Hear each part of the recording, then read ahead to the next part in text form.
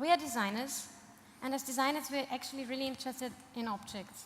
And of course we are interested in objects, but we are interested in the stories they can tell and the questions they can raise. So as a design studio, we try to develop projects that tell stories and raise questions.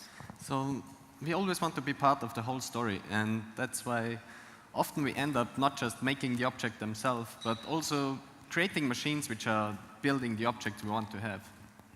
The other thing which we are really fascinated is actually nature, mainly because nature is like 100% logic. Everything has a reason why it is the way it is. And furthermore, all the single elements are somehow connected and are combined into one system. So take, for example, trees. A tree is always a specific product of a time and space. It grows according to the given surrounding. And by doing so, it develops and grows according to the given system. So, for example, the tree on the top left, it grows on an open field. There are no restrictions, so it will always grow much bigger and wider compared to a tree that is in the forest, where they try to be taller in order to compete for the most sunniest spot. So trees always react, and a tree on a wind field will always grow stronger in order to withstand the wind. So in order to know all these things, we can cut a tree and tell its whole life by reading the earrings. So trees tell stories, and we were really interested in these recording qualities, and those recording qualities that trees and nature have, we wanted to bring into a project, and we wanted that the project results in objects that tell their own story of creation. And these ideas all together led to our project, the idea of a tree. So our idea of a tree looks like this. It's a solar-powered production process which is producing one object a day, and each object records its own process of creation. For the natural influence, we have chosen the sun on the one hand because it's everywhere. It is available for free, it gives still a lot of energy, and moreover, it's a really important element for life in general. So it works following. The machine is producing from sunrise to sunset. The solar panels are actually converting the energy from the sun into electricity, which are powering the whole machine and controlling it. There are actually two constant movements. The one is the vertical movement of the platform, and the other constant movement is the dripping of the color which is added. The turning speed of the mold is actually depending on the intensity of the sun. Our main material is actually recycled cotton. So the cotton is pulled through the coloring device, where always a constant amount of color is dripping on it.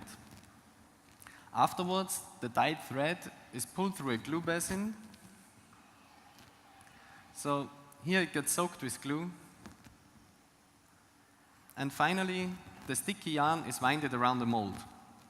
The shape of the mold is defining the basic shape and use of the object. So in this example, it will become a container.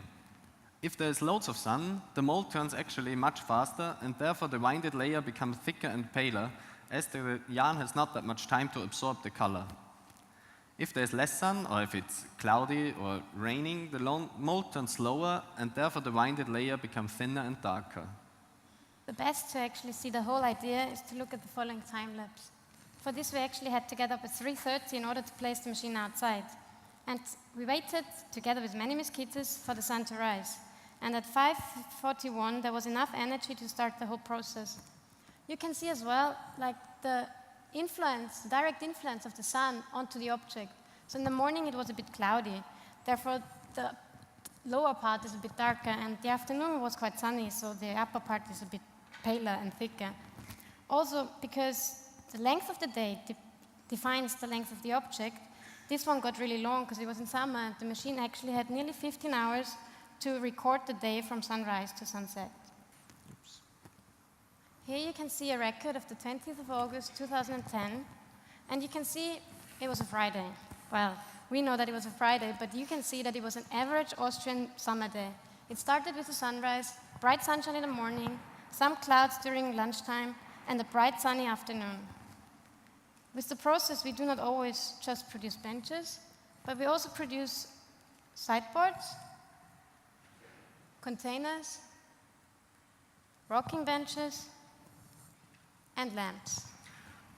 On the image of the lamps, you can actually see quite well that also the seasons have an impact on the production. So the left lamp is a usual winter lamp.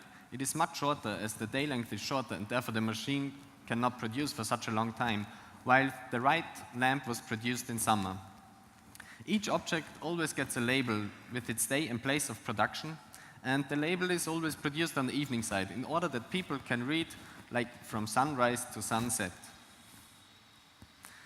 So it is really important where the machine is producing, and this is actually defining the outcome. So if we would produce, for example, on the equator, the objects would have always the same length because the day length is the same, and they would vary in gradation and thickness of the object.